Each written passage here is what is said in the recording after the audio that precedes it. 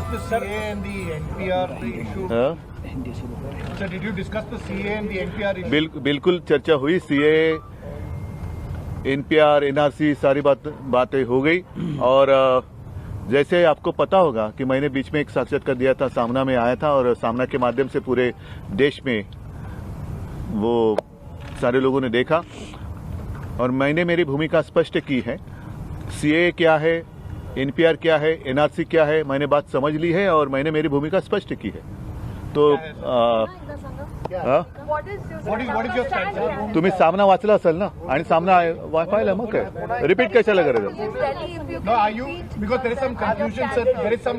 सुनिए, एक बात ऐसी है कि सीए को लेकर किसी को डरने की आवश्यकता नहीं है।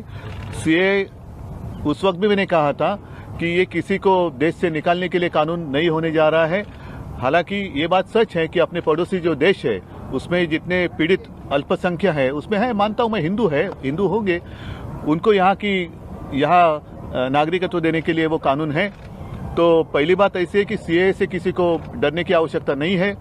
एनआरसी के बारे में बीच में शायद संसद में ही भूमिका स्पष्ट की है केंद्र सरकार ने। एनआरसी पूरे देश में लागू नहीं किया जाएगा।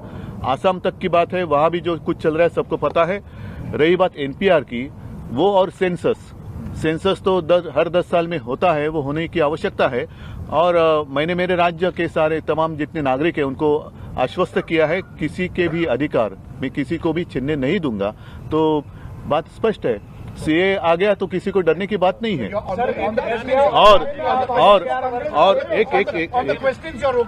एक सेकंड, ओके नहीं, जो जानकारी है उसके अनुसार मैं बात कर रहा हूँ। ये ऐसी कोई मेरी राजनीतिक भूमिका मैं बात नहीं कर रहा हूँ, जो सच्चाई है उसके ऊपर मैं बात कर रहा हूँ।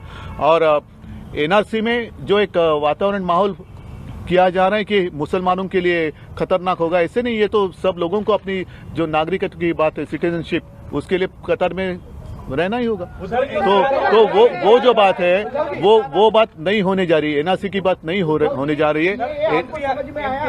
कांग्रेस को समझाया है, क्योंकि कांग्रेस सीएए को लेकर अलग लाइन लेती है। एनपीआर को लागू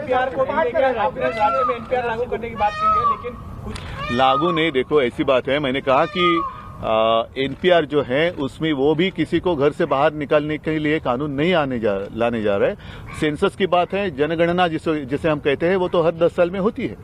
और इसमें भी अगर जब वो शुरू हो जाएगी बात और उसमें भी अगर हम देखेंगे कि अरे नहीं ये तो बात खतरनाक है, तो विवाद हो सकता है।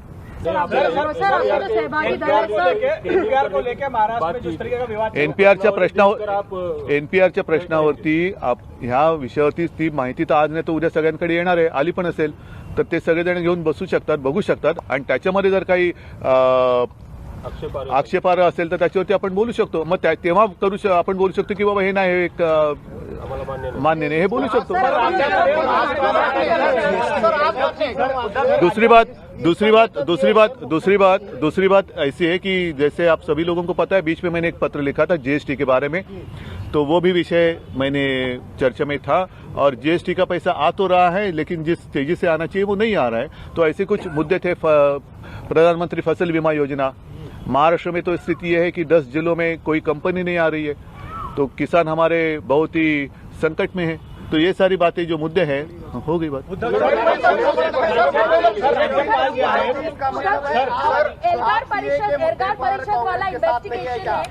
ते महाराष्ट्रातले प्रश्न, महाराष्ट्राचे जे प्रश्न आहेत त्याला मी महाराष्ट्रात उत्तर दिलेले आहे आणि मी महाराष्ट्रात बघितलं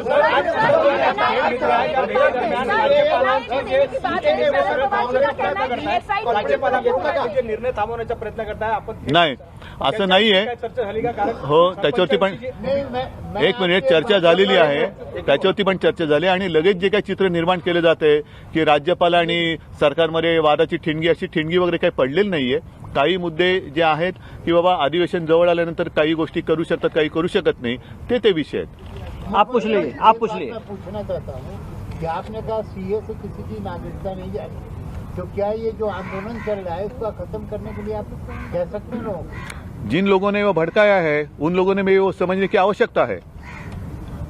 तो पहले जिसे हम विरोध कर रहे हैं, क्यों विरोध कर रहे हैं, जिसका हम समर्थन करने जा रहे हैं या समर्थन कर रहे होंगे, तो क्यों हम समर्थन कर रहे हैं, पहले जो भी वो नेता होता है उसको समझने की आवश्यकता है। कांग्रेस विरोध कर रही है, कांग्रेस आपके साथ है राज्य में, ठीक आहे ना, काँग्रेस समजाने का प्रयास करेंगे. प्रयास नाही, ज्या गोष्टी आहेत त्या समोर आहेत, स्पष्ट आहेत. आणि मला असं वाटतं एक गोष्ट पूर्णपणे समजल्यानंतर, जसं तुम्ही एनपीआरचं म्हणाला, येऊ रे एक मिनिटानं, तर त्याचे पूर्ण जे काही रकाने आहेत, त्यातली जी काही कलम आहेत, जब सामने आ जाएगी बात, पता चलेगा क्या है. भड़काने का काम कौन कर रहा है सर? भड़काने का काम कौन कर रहा है? आप दिल्ली में रहती हो, आपको पता है दिल्ली में आंदोलन चल रहा है. मैं थोड़ी हार चिदम्बरम, दिग्विजय सिंह वहाँ गए, कांग्रेस के कई अन्य लीडर वहाँ पर जाके भाषण देके आए, तो इसका मतलब ये है कि आपने जो कहा कुछ लोग भड़काने का काम कर रहे हैं, तो कांग्रेस के लोग ही वहाँ भड़का रहे हैं. मैं दिल्ली में नहीं रह रहा हूँ. ये तो टीवी पे आपने भी देखा. नहीं, टीवी मैंने देखा, उस वक्त तो नहीं देखा था. There is a big question mark from the credibility of your secular Maharashtra Vikas Government, whether it can carry forward. Do you, as Chief Minister, do you believe that you will be able to succeed in carrying forward this government for 5 years, or because the way you are talking shows that there is already बिल्कुल कुछ नहीं है. हमने मन बना लिया है और कॉमन मिनिमम प्रोग्राम जो है उस आधार पर हम आगे जा रहे हैं, तो किसी को कोई दिक्कत नहीं है.